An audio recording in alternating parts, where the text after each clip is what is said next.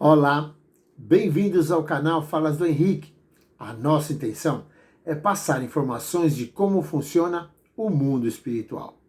E nesse vídeo nós vamos falar sobre as dúvidas.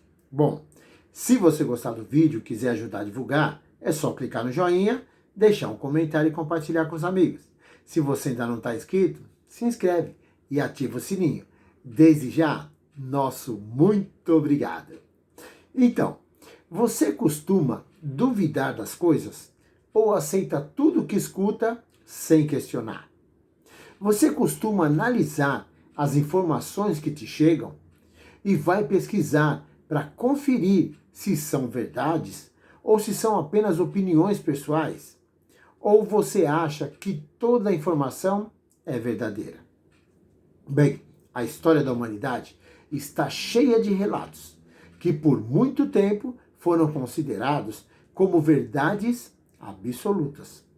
E muitos relatos duraram anos sem que ninguém parasse para pensar na possibilidade desses relatos serem apenas uma linguagem figurada, ou mesmo que tenham sido relatos de pessoas que não tinham termo de comparação para se expressar sobre aquele acontecimento.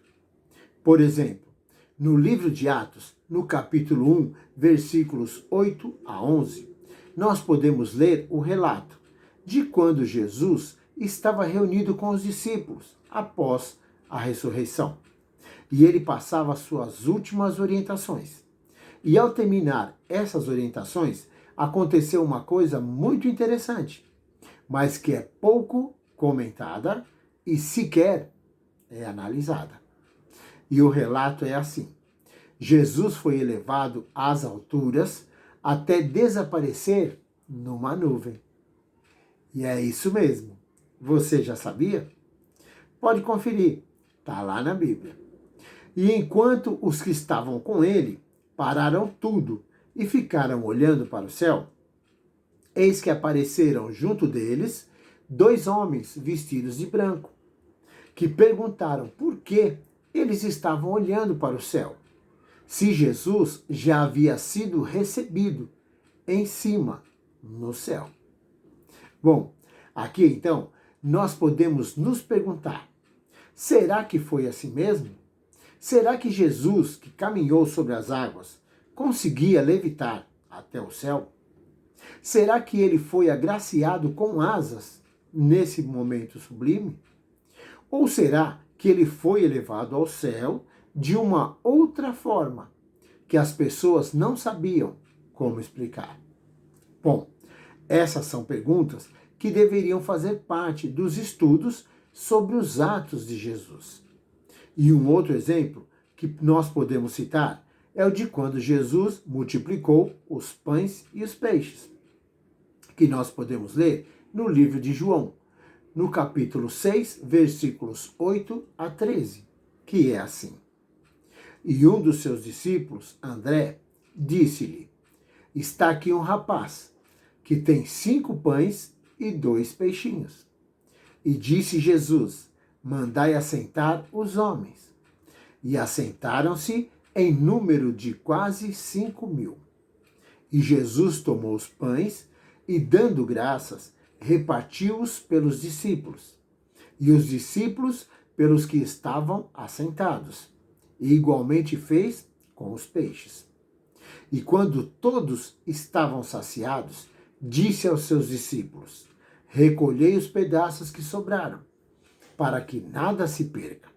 Então, recolheram e encheram 12 cestos de pedaços de pães que sobraram dos que haviam comido.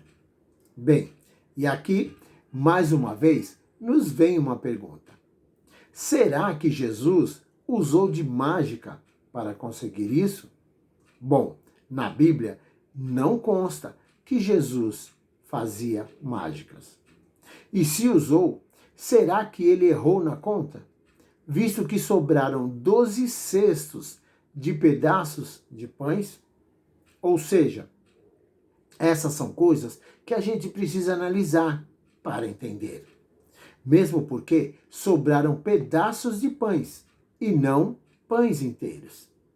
Agora, se nós pararmos para pensar que talvez Jesus tenha abençoado o gesto do rapaz, que doou os seus próprios pães e os seus próprios peixes para serem repartidos e distribuídos para os que não tinham, e que a multidão pode ter seguido o exemplo do rapaz e também tenha repartido pães e peixes que talvez cada um tivesse consigo mesmo. Logo, as sobras seriam do que foi repartido pela própria multidão e não resultado de um erro de cálculo de Jesus. Bom, se aconteceu desse jeito, uma coisa precisa ficar clara. Isso não diminui em nada a importância desse acontecimento, que na verdade começou com o gesto de Jesus, abençoando a atitude do rapaz e mostrando para todos a importância de se compartilhar o que se tem de sobra com os que nada têm. Pois afinal, esse não é o ponto principal de todo o ensinamento de Jesus?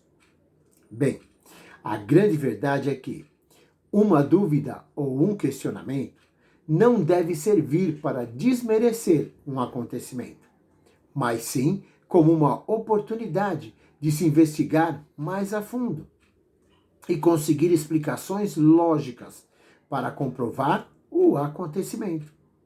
E assim sendo, quando um acontecimento pode ser explicado com raciocínio lógico e com elementos lógicos, ele deixa de ser visto como mágica ou como milagre e passa a ser entendido como um ensinamento, para aí sim poder contribuir na melhora e na evolução do ser humano.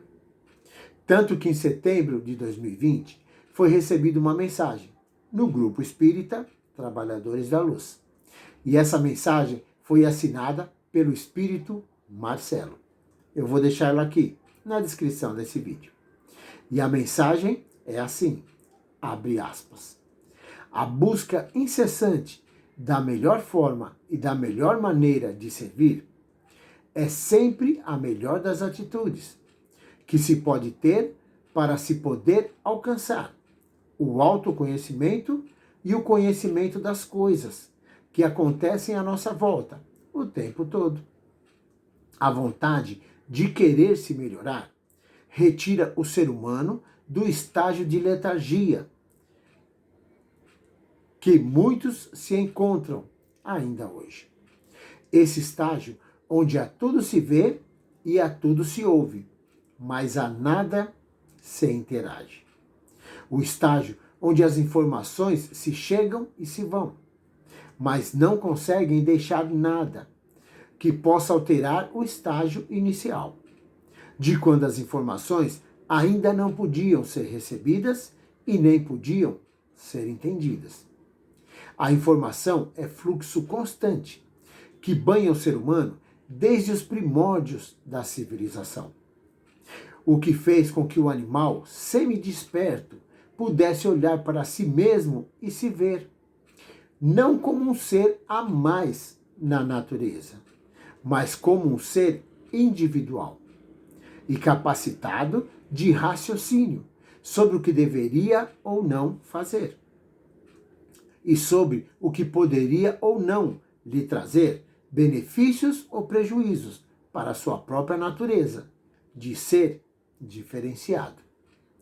Quando se consegue perceber como um ser à parte do fluxo e da manada, que caminha na mesma direção, mas sem saber nem o porquê e nem o para que se segue, o resultado é questionar o que está se fazendo e o que aquilo significa para a sua existência. Nada é fluxo vazio ou sem importância. Cada ser que consegue chegar nessa percepção não consegue mais fazer parte de algo só por fazer, mas passa a procurar entender por que faz? E qual o significado da ação que se está praticando?